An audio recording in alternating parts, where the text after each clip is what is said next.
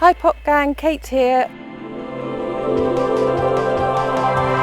So here's a quick update from the special edition bee box. We've got Wander the Wildflower in here. Now I did have a bit of a disaster with this one. She was happily in the greenhouse and I had a bit of a greenhouse collapse. So everything fell on top of her. Fortunately I did lose quite a lot of seedlings. However, we did manage to salvage a few. Haven't got as many as I'd like, but we do have some growing away.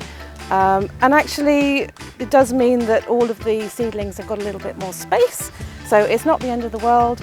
But yeah, here she is growing nicely. Again, watering every couple of days and then just leaving out in the sun. So now we're going to be on to step 2 of the special edition bee box. So here we have Sean Sunflower and Bonnie the Borage from the bee box. As you can see, they've grown up really nicely and they are now ready to be planted on. So what we will do is we'll take the containers that you will have from before and just open them up. And again, you'll need quite a lot of compost to fill these up, and you'll be filling them up pretty much up to the brim again. But now what you'll want to do is you'll want to take the strongest looking seedling that you've got. So it's quite obvious here that with the sunflowers you just take the biggest one, give them a little gentle squeeze on the bottom, and then you want to ease them out with their roots because you'll be planting the whole thing.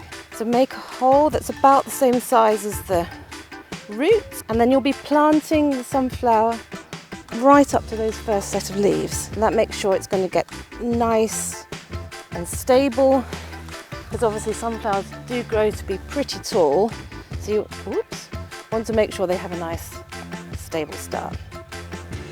Try and just water around the edges, not on the leaves if you can, and he will be very happy again in a nice sunny spot to grow on to become a beautiful tall sunflower.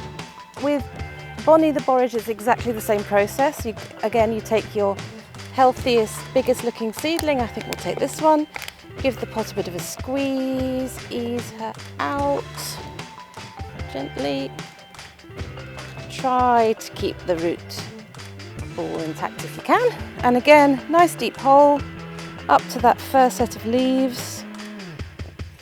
Tuck her in nicely. I'm actually not going to give this one a water because I have got really quite damp compost. So I'm just going to leave that probably for a day and maybe give her a bit of a drink tomorrow. So just to finish off, don't forget to label them. So that's the sunflower and the borage, because they obviously will stay in these pots now. There we go. And then move them to a lovely sunny spot. So both the sunflower and the borage will stay in these pots now.